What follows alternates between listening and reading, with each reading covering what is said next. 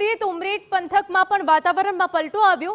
વહેલી સવારથી જ વાદળો સાથે ઝરમર વરસાદ પડ્યો। એકાએક માવઠું થતા ખેડૂતોમાં ચિંતા છે। ઉમરેઠ પંથકના સુરેલી, સુંદરપુરા, લીંગડા, થામણા વિસ્તારમાં પણ વરસાદી માહોલ જામ્યો છે।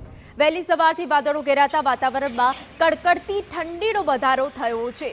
તો આપણે જણાવી દઈએ કે આણંદમાં પણ વહેલી સવારથી ગ્રામ્ય વિસ્તારોમાં કમોસમી વરસાદ પડ્યો છે।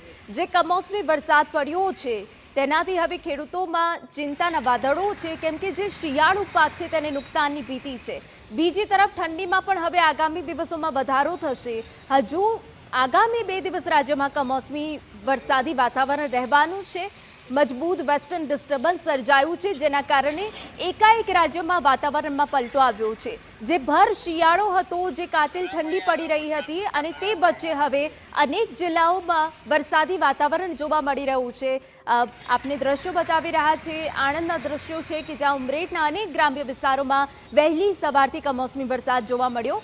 ઉમરેઠ પંથકમાં વાતાવરણમાં એકાએક પલટો આવ્યો છે। જો કે જે બાદ હવે ઠંડીમાં પણ વધારો થશે આગામી દિવસોમાં। પરંતુ આપને જણાવી દઈએ કે જ્યાં 27 અને 28, 29 તારીખ સુધી આ પ્રકારનું જે વાતાવરણ છે તે રાજ્યમાં રહેશે।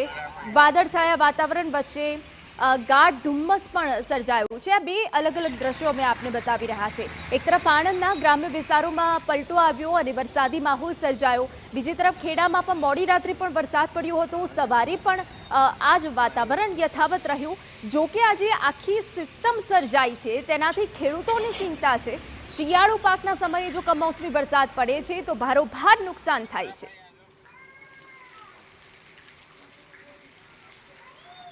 તો ઉમરેઠ પંથકમાં પણ વાતાવરણમાં પલટો આવ્યો છે। ખેડાના મહેમદાબાદમાં પણ કમોસમી વરસાદ પડ્યો હતો।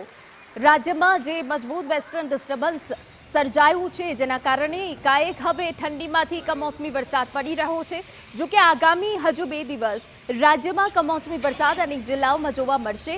ઉત્તર ગુજરાતમાં પણ તેનું વધારે જોર જોવા મળી શકે છે। ત્યારે અમારા સંવાદદાતા ધર્મેન્દ્ર કપાસી વધુ વિગતે વાત કરવા જોડાયા છે। ધર્મેન્દ્ર, જે રાજ્ય ઉપર મજબૂત વેસ્ટર્ન ડિસ્ટર્બન્સ સર્જાઈ છે, તેનાથી આણંદ અને ખેડાના અનેક ગ્રામ્ય વિસ્તારોમાં કમોસમી વરસાદ, શું વિગત?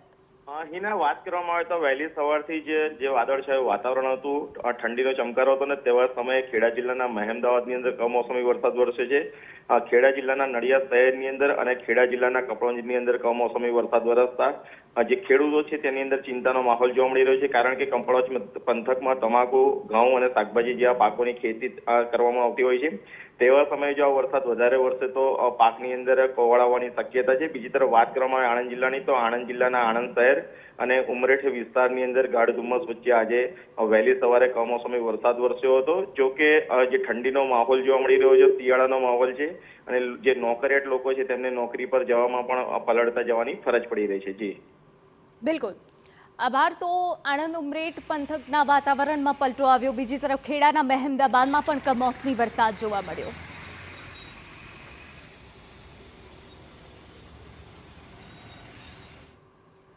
સમાચાર વડોદરામાં